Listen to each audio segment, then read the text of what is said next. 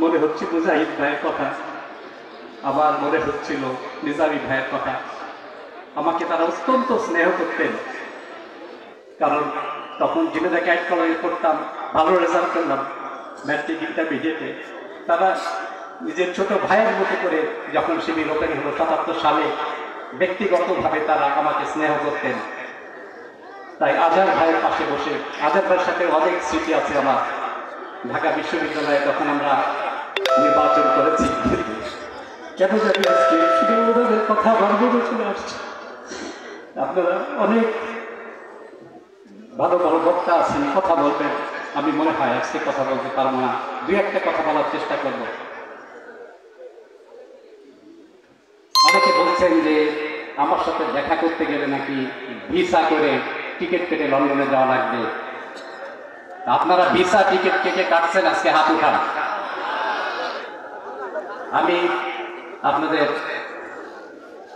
দোয়ায় আমিরে জামাত যখন লন্ডনে আমাকে বললেন যে অনেকদিন বিদেশে থেকে দেশে আসতে হবে, দেশে কাজ করার, দেশ গড়ার সময়, তখন আমার বিদেশি পাসপোর্ট ছেড়ে দিয়ে আমার চাকরি ছিল আমার 7 বছর, চাকরি ছেড়ে দিয়ে আমি চলে এসেছি। আল্লাহ যেন আমার জীবনের বাকি দিনগুলো আপনাদের সাথে সুখে দুঃখে থেকে যখন ডাক আসবে, যেন আপনাদের মাঝে থেকেই চলে যেতে পারি ইনশাআল্লাহ।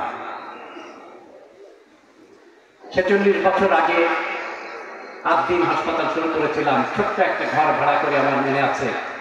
আজকে আদ্দিন অনেক বড় হয়েছে, 10টা হাসপাতাল আমাদের দেশে, 5টা মেডিকেল কলেজ।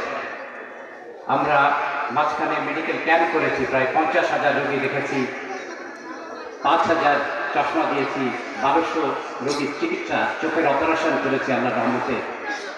দোয়া করবেন যেন এই আদ্দিনকে আরো বড় করতে পারি, এবং আপনাদের যে মেডিকেল ক্যাম্প যেটা চালু করেছি আমরা, বছরে কয়েকবার যেন এটাকে আমরা চালু রাখতে পারি ইনশাআল্লাহ। চৌগাছার হাসপাতাল 50 বেড থেকে 100 বেড হওয়ার পারমিশন হয় 2007 সালে।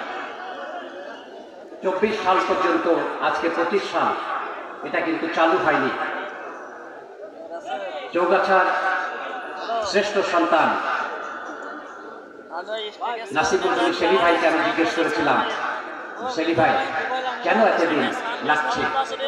উনি বললেন যে একটা লোক যদি আমি পেতাম যে মন্ত্রণালয় এসে একটু দৌড়াদৌড়ি করবে, ফাইল তো এমনি ধরে না, বাংলাদেশে মুভ করে না, তাহলে এটা অনেক আগেই হতো। উনি সাহায্য করলেন, এবং আমাদের আরেক শ্রেষ্ঠ সন্তান সচিব কামাল উদ্দিন ভাই, উনিও সাহায্য করবেন। আমরা কিন্তু এটা 17 বছর যেটা হয় নাই, যে অ্যাডমিনিস্ট্রেটিভ যে পারমিশন স্বাস্থ্য মন্ত্রণালয় থেকে এবং অর্থ মন্ত্রণালয় থেকে, কিন্তু আমরা গত মাসে এটা 17 বছর পরে আল্লাহ রহমতে বের করে দিয়েছি।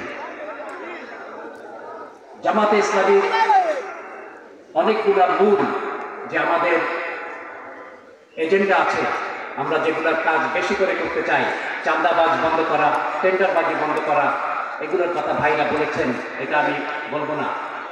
কিন্তু স্বাস্থ্য খাত হল একটা অত্যন্ত গুরুত্বপূর্ণ খাত, এবং এটা আমাদের একটা এখানে বরাদ্দ বাড়ানো এবং স্বাস্থ্য খাত